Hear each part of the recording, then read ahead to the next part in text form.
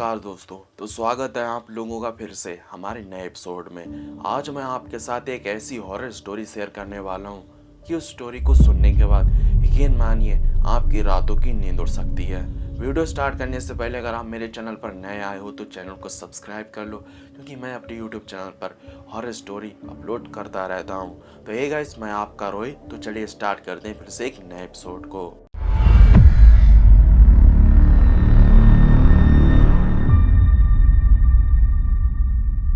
तो दरअसल होता है क्या है कि रवि नाम का लड़का होता है जिसकी उम्र 24 साल की थी। वो बंदा कंपनी में काम कर रहा होता है। घर आते टाइम वो बहुत ज़्यादा लेट हो जाता है, तो बस का इंतजार करने लगता है और बस स्टैंड के पास खड़ा हो जाता है। तकरीबन रात के 12 बज रहे होते हैं। चारों तरफ बहुत ज़्यादा घना कोहरा होता है, क्योंकि जनवरी का महीना होता है और रात भी ज़्यादा होती है। सबसे अजीब बात ये होती है कि जब ये बंदा उस बस स्टैंड पर खड़ा होता है तो वहाँ पर उसके अलावा कोई भी नहीं होता है। लेकिन अचानक से उसकी नज़र रोड की दूसरी पार पड़ती है, तो उस जगह पर सफ़ेद कपड़े में बाल खुले हुए और नीचे की तरफ सिर झुका हुआ एक लड़की खड़ी हुई दिखाई देती है। और उस लड़की को देखने के बाद रवि अपने मन में यह सोचने लगता है कि चलो, मैं इस जगह पर अकेला तो नहीं हूँ, कोई तो है मेरे साथ। रवि को इस चीज से बिल्कुल भी डर नहीं लगता था कि इस दुनिया में भूत प्रेत जैसी भी चीजें होती हैं। जब रवि उस लड़की को खड़ा हुआ देखता है तो उस लड़की से ये पूछता है, क्या तुम भी बस का इंतजार कर रही हो? तो वो लड़की कहती है कि हाँ, मैं भी बस का इंतजार कर रही हूँ। और ये भी कहती है, क्या तुम मुझे मेरे घर छोड़ दोगे? तो रवि भी अपना सिर हिला देता है कि हाँ, मैं छोड़ दूंगा। उसके बाद बस भी आ जाती है और बस का कंडक्टर रवि से कहता है कि जल्दी बैठो, वरना कोई आ जाएगा। कंडक्टर की बात सुनने के बाद रवि के मन में ये सवाल आने लगता है कि ये कंडक्टर कैसी बातें कर रहा है। लेकिन वो बंदा इस चीज को इग्नोर कर देता है और बस में बैठ जाता है। उसके बाद जब रवि पीछे मुड़कर देखता है तो वो लड़की उस जगह पर नहीं होती है। और उसके बाद रवि बहुत ज्यादा डर जाता है और ये सोचने लगता है कि यहाँ पर कुछ तो है जो बहुत ज्यादा डरावना है। रवि इस चीज को सोचने के बाद उस बस के अंदर बैठ जाता है और जब भाई पीछे मुड़कर देखता है, वही लड़की सेम कपड़ों में उसके ठीक पीछे बैठी होती है। और उस लड़की को देखने के बाद भाई रवि की रूह कांप जाती है और वो ये सोचने लगता है कि अभी तो मैं इस लड़की को रोड पर छोड़ के आया और ये बस के अंदर कैसे आ गई।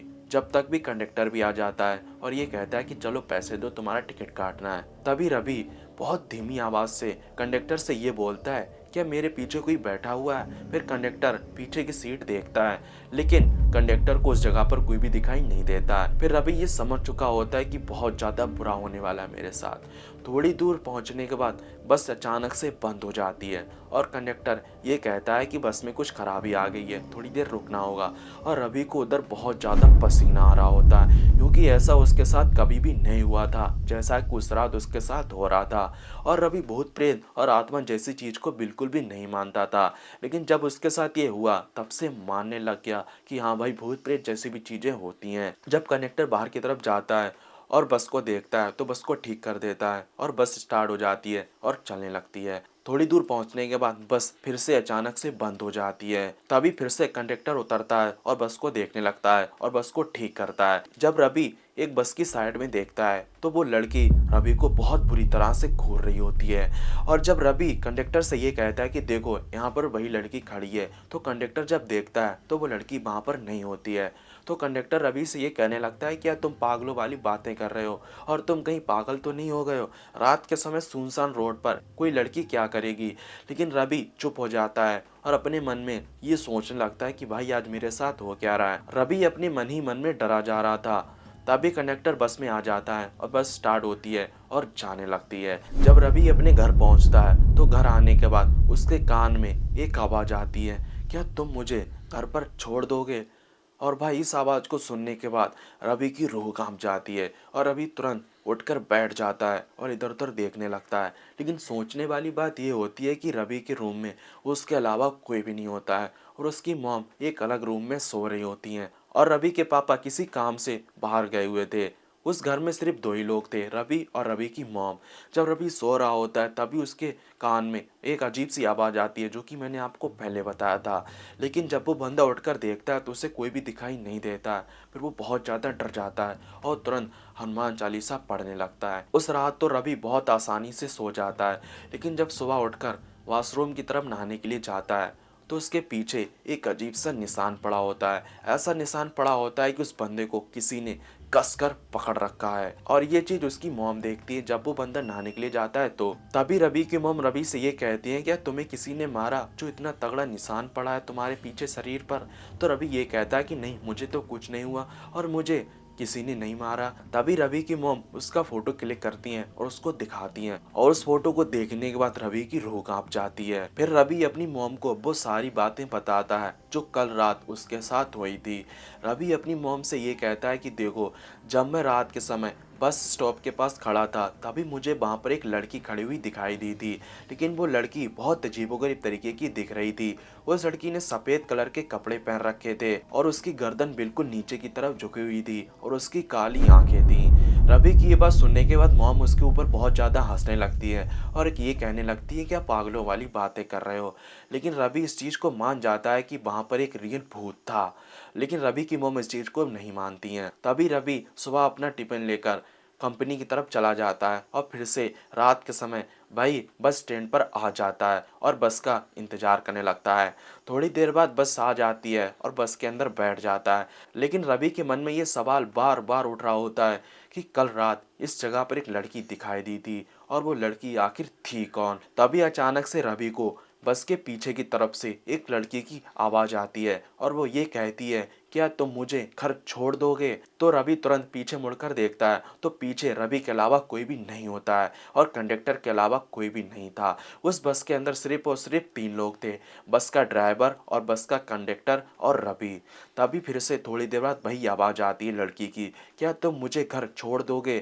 तभी वो बंदा बहुत ज़्यादा डर जाता है और उस सीट को चेंज करके आगे की तरफ बैठ जाता है। फिर थोड़ी दूर पहुंचने के बाद बस एक जगह पर रुकती है और उस जगह पर एक बाइक पड़ी हुई होती है जिसका बहुत बुरी तरह से एक्सीडेंट हुआ था, और वही लड़की वहां पर पड़ी थी जिसकी गर्दन नीचे झुकी हुई थी और उसका बहुत बुरा हाल हुआ था और उसने भी सफ़ेद कलर के कपड़े पहन रखे थे। कुल मिला के ऐसा मानो कि वही लड़की उस जगह पर पड़ी हुई थी। और इस चीज़ को देखने के बाद रवि बहुत ज़्यादा डर जाता है और अपने मन में ये सोचने लगता है कि ये लड़की आत्मा बनकर मेरे पीछे पड़ गई है। उसके बाद रवि नॉर्मल तरीके से बस के अंदर बैठ जाता है और अपने घर आ जाता है। लेकिन घर आने के बाद भाई उसके साथ बहुत ज़्यादा पैरानॉर्मल एक्टिविटी होने लगती हैं। जब रवि अपने रूम में सोता था तो उसे रात के समय उस लड़की की आवाज़ यही सुनाई देती थी, क्या तुम मुझे घर छोड़ दोगे? इस चीज़ को देखने के बाद उस बंदे को उस रात बिल्कुल भी नींद नहीं आती है और फिर अपनी मॉम से सुबह उठकर ये सब बताता है कि आज रात अपनी ड्यूटी ख़त्म करने के बाद बस में बैठकर आ रहा था, तभी मुझे बस के सामने एक पड़ी हुई बाइक दिखती है और उस बाइक के पास एक लड़की पड़ी हुई दिखाई देती है और वही लड़की दिखाई देती है जो मुझे वहां पर बस स्टॉप पर मिली थी। रवि की ये बात सुनने के बाद उसकी मॉम भी ये सोचने लगती है कि हाँ, ये तो झूठ नहीं बोल सकता है, कुछ तो गलत है जो इसके साथ हो रहा है। उसके बाद रवि की मॉम उसको तांत्रिक के पास लेकर जाती हैं और तांत्रिक से ये कहती हैं कि देखो रवि को क्या हो गया है और ये बहुत ज्यादा अजीबोगरीब तरीके से बातें करने लगा है 2 दिनों से। तभी रवि तांत्रिक को ये सारी बातें बताता है कि जब मैं रात के समय ड्यूटी से अपने घर आ रहा था बस में बैठकर, तभी मुझे वहां पर एक लड़की दिखाई दी थी और वो लड़की देखने में बहुत ज्यादा डरावनी भी दिखाई दे रही थी और उस लड़की ने सफेद कलर के कपड़े पहन रखे थे और उस लड़की का सिर नीचे की तरफ झुका हुआ था और उस लड़की के खुले हुए बाल थे और यहाँ तक कि उस लड़की की आंखें भी काली थीं। रवि की ये बात सुनने के बाद तांत्रिक उससे ये कहता है, क्या तुम उस काले बस स्टॉप के पास रुके थे जो कि वहाँ का बहुत ज्यादा मशहूर है? और ऐसा कहा जाता है कि उस बस स्टॉप का नाम काला बस स्टॉप है। अक्सर उस बस स्टॉप पर बहुत ज्यादा घटनाएं हो चुकी हैं, क्या तुम भी रात के समय वहीं पर रुके थे? तो रवि ये कहता है कि हाँ, मैं भी रात के समय वहीं पर रुका था, मुझे ये बिल्कुल भी पता नहीं है कि उस बस स्टॉप का नाम क्या है और वहाँ पर क्या हो चुका है। फिर तांत्रिक उनको ये सारी बातें बताता है कि देखो, जो लड़की तुम्हें वहाँ पर पड़ी हुई दिखाई दी थी उस लड़की का एक्सीडेंट हुआ था और उसके बाद वो लड़की उस आदमी को ढूंढती है जो उसको घर तक पहुंचा सके। तो रवि ये कहता है कि वो लड़की मेरे पीछे क्यों पड़ गई है? तभी तांत्रिक ये कहता है कि तुमने उससे कुछ कहा होगा और तुम उससे बोले होगे। तभी रवि कहता है कि हाँ, मैंने उससे सिर्फ ये कहा था कि तुम भी बस का इंतजार कर रही हो। तो तांत्रिक रवि से ये कहता है कि तुम्हें ये नहीं कहना चाहिए था। उसके बाद वो आत्मा तुम्हारे पीछे पड़ गई है। फिर रवि तांत्रिक से ये कहता है कि वो आत्मा मुझसे दूर कैसे जाएगी और मैं उससे कैसे छुटकारा पाऊंगा। तो तांत्रिक रवि को एक काला धागा बना कर देता है और एक मंत्र पढ़ता है और उसको बांध देता है। फिर वो बंदा रात के समय अपने घर से कुछ दिनों तक बाहर नहीं निकलता है, क्योंकि वो बंदा बहुत ज़्यादा डर चुका था। और अक्सर उस जगह पर ऐसा कहा जाता है कि वो लड़की आज भी उस जगह पर घूम रही है, जो कि एक ऐसे आदमी को ढूंढती है जो उसको घर पहुंचा सके। और रात के समय उस जगह पर बहुत ज़्यादा अजीबोगरीब तरीके से आवाज़ें भी आती हैं। आज भी रात के 12 बजे के टाइम अगर कोई उस बस स्टॉप पर रुकता है तो उसके कान में कोई ये बोलता है, क्या तुम मुझे छोड़ दोगे?